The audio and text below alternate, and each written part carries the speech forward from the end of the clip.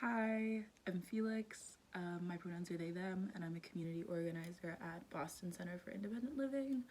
I will be graduating from Wellesley College in May, and a lot of my academic interests are about like environmental history and environmental justice and like social and cultural history.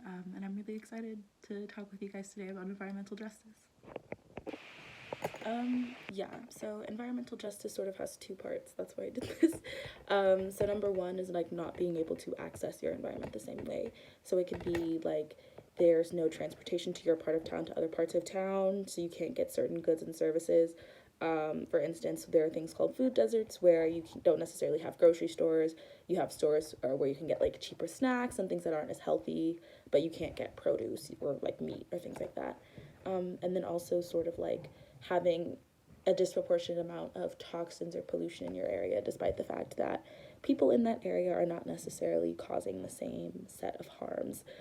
So, a really good example is like if you live near an airport or a smokestack, people who are consuming those resources, so going on a lot of flights or doing a lot more consuming of goods and things like that, they're not necessarily living in areas where like the waste, the pollution, the toxins are sort of put out, which means that a lot of times like poor people and people of color end up having to disproportionately deal with like pollution or toxins that can lead to like respiratory diseases like asthma or like worst comes to worst cancer. Yeah.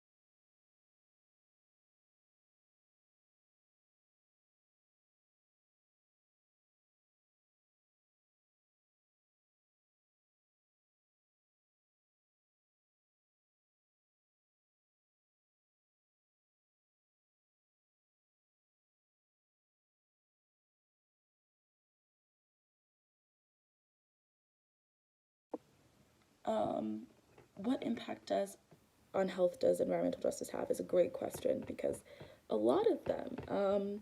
So I think what a lot of people think of at first is sort of like the basics or sort of what was like the foundation of the environmental justice movement, which is like toxins and carcinogens.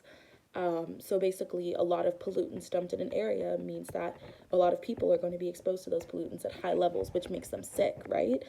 So things like asthma, other respiratory diseases, cancer, these things end up having a huge impact, right? And being able to get treated for those is also, in my opinion, like a matter of environmental justice. Because if you can't navigate your environment, if the way that your built environment has been set up is so that you have less access to those resources that would help you maybe even survive, that's an injustice, and then that is something that is surrounded on your built environment. I also think in terms of like, tree cover and things like that, when we think about how climate change can help, like trees are great. They help clean the air we breathe, and also they make it a little cooler, right? Because of canopy cover. That to me is an issue of health. Like if you're more likely to pass out because of like heat sensitivity, or like I said earlier, respiratory diseases with clean air. And also, I think environmental justice and health can affect the way we're able to access sort of like health resources. Um, I think a lot of times, like if you don't have access to green space or community gardens, that's an issue of health as well. Um, yeah.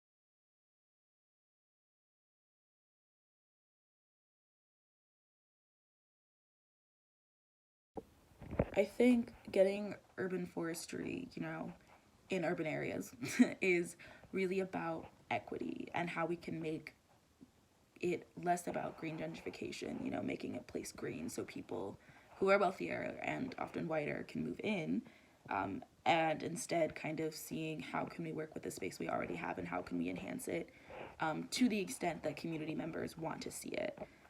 How can we do it in ways that are consistent with the values and history of the community? So instead of, sort of like bulldozing over a place and making it a park or making it like a place where there's trees, being like, are there places that we can see, community members want improved, and then bringing urban forestry to those places. I think that is a good way, and like working with community members in terms of like funding, resources, and also just like place. I think that's like a really big problem a lot of the time, is just people not really knowing the history of a place and then just sort of wanting to dump green space there rather than working with communities.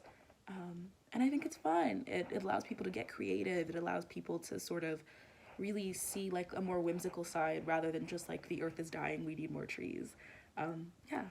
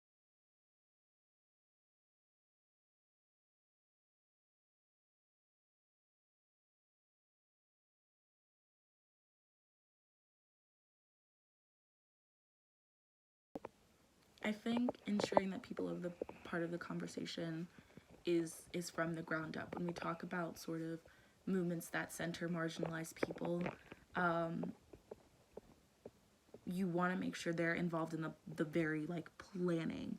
They're considered from the very beginning. As soon as you were like, this is a conversation we should have, you need to start thinking about how you can include as many perspectives as possible. And I think a great place to start is even asking, this is an issue broadly. Like when we talk about environmental justice or climate concerns, what specific climate concerns are people in communities worried about? And then we can frame conversations around that to make sure people are engaged. Access things.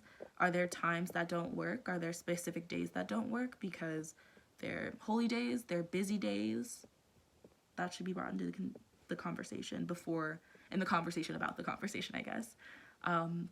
If you want to include people with disabilities, are you going to have an hybrid option so people who are immunocompromised don't have to set themselves up to potentially getting sick? Is there going to be cart stuff? Is there going to be ASL interpreters? Are there going to be captions? Are there going to be interpreters for people who English isn't necessarily their first language or even a language they really speak? And are you finding ways to kind of be prepared for that?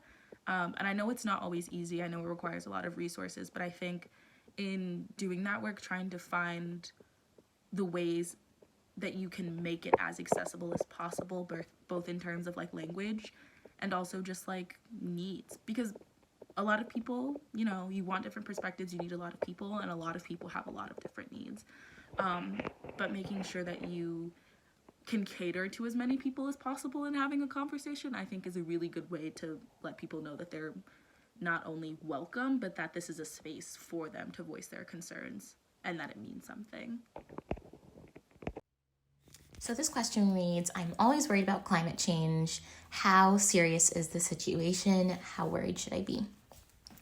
This is a really important question, because it's something, especially with climate change, that we've been hearing about it for so long. The world has definitely known about it en masse for the past 20 years, but it can seem like the brink is far off, right? It can seem like we still have a little bit more time where we can be unsustainable with our resources and not pressure governments to put limits on how much corporations can dump into the environment.